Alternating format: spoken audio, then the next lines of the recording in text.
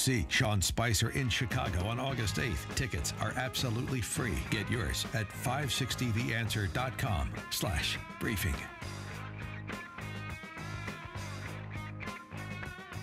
Good morning, Dan and Amy. So this hairstylist in D.C., right, that founded the walkaway movement, Straka is his name, Brandon Straka.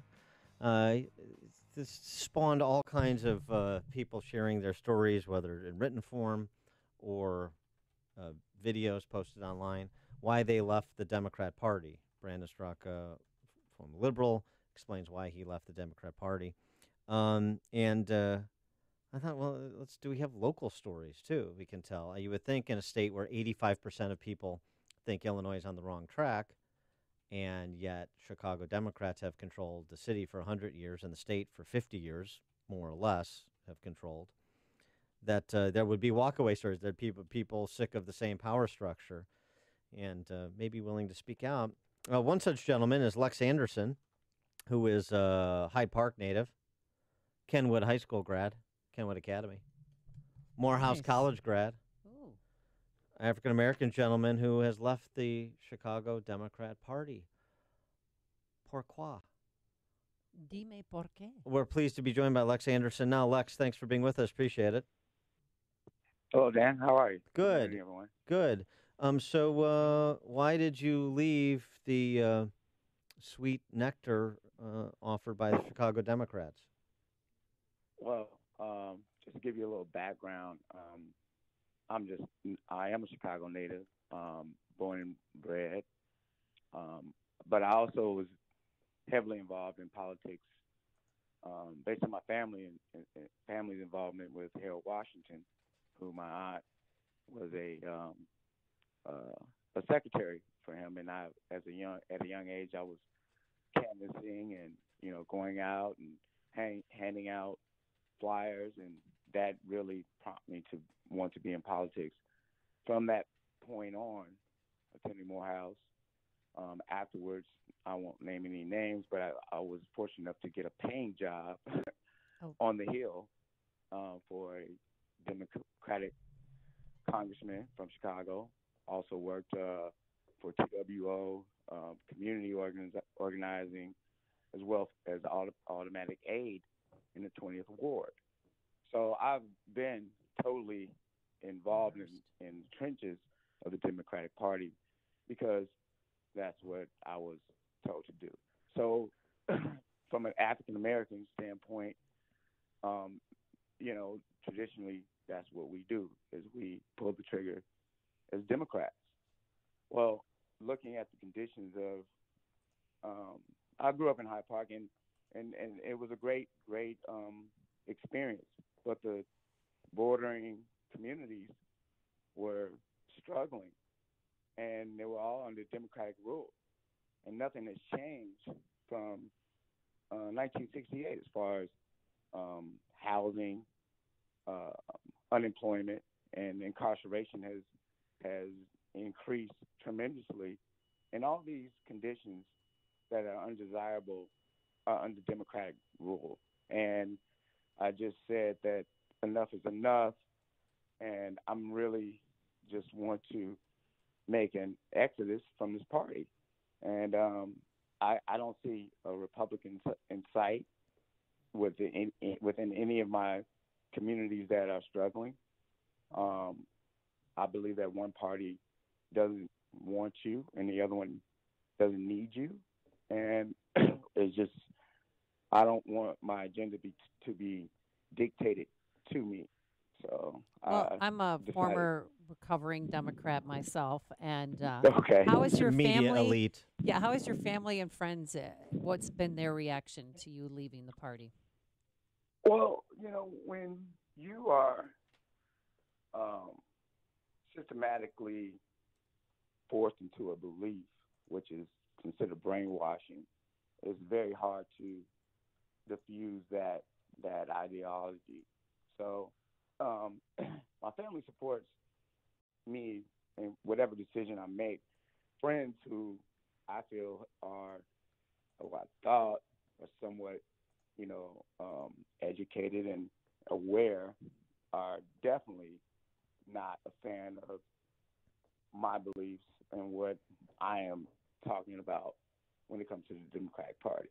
What do you think the mental block is in terms of what you're articulating in terms of why you left the Democrat Party, even though you're making it clear it's not like you're running to the Republican Party any more than they've run to you, I suppose.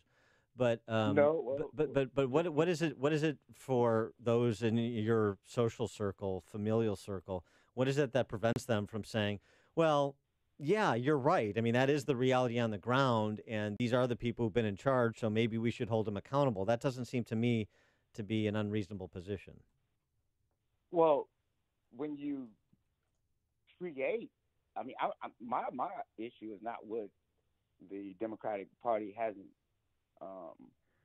done for me, but what they've done to me. Yeah, right. Done to the community. Right. Okay, so when you create a deficit and you create challenges only to ration out resolutions at a very minimal aspect, then it's just chasing chasing a dream, and I think people do not realize that that the Democratic Party has created a deficit for Black people, and when I say that, I totally get attacked.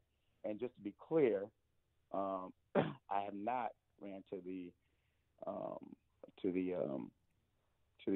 Republican Party. Right. I'm a Libertarian.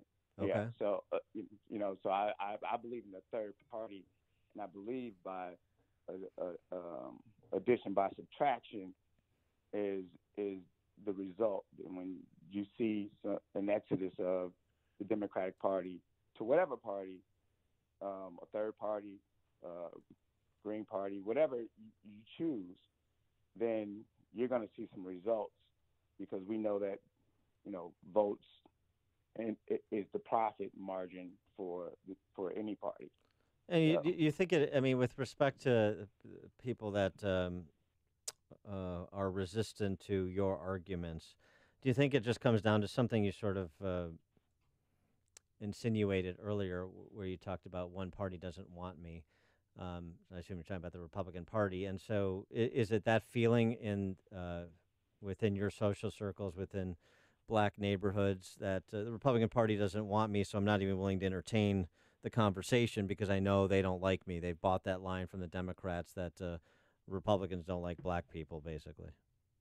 Right. Well, let's be honest. From an African American standpoint, both parties have exhibited racist acts. So that's what both parties play on as far as an agenda, as far as racism is concerned, and that's the focus. But the Democratic Party it has shifted their agenda when it comes to black people and African American people. They have kind of gone to another format as far as immigration, the LGBT community, and since the Civil Rights Act, there hasn't really been much done as far as social equality when it comes to the Black people. So they play on the race card and play on and we know it exists, but I'm really focused more on where is our equality for education or economic development, and really being able to or prison reform. So that's my focus, and that is not addressed by the Democratic Party. You mentioned earlier, you just said that both parties have done acts of racism, or maybe I'm putting that the wrong way. What has the Republican Party done? Well, let's just say, as a whole, the judicial system, not having equal opportunity, and what I don't understand is that I pay the same amount of taxes on the South Side as someone in, I don't know, Wicker Park or Lincoln Park has paid but the disparity of education is different. And Right. the only thing I hear is resources. Well, that doesn't make sense to me. So does that mean you have a shinier book or a better computer? What are the resources? No, it's the curriculum. It's what's handed down, and that's systematic racism to me, or not having the opportunity to participate in the procurement process in Illinois as a business owner. That those are systematic racist things to me that both parties indulge in. So that's just the pure fact, and you can't get around that. Do you think younger black men and women in their 30s and 40s are more open to an alternative to the Democratic Party, more likely to hashtag walk away as au courant than maybe older generations of black men and women? Absolutely, there's an underlying current of people who are fed up and upset, and and it's only so long that before you just can walk outside of your door and you see there's not a change, and things aren't getting better. In fact, they're getting worse.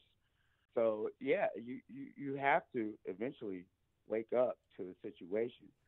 And I just want to talk about like the actual systematic brainwashing. I mean, the standing governor himself, proposed a bill for criminal justice sentencing reform, and the Black Caucus blocked it because they didn't want to support a standing governor that was a Republican.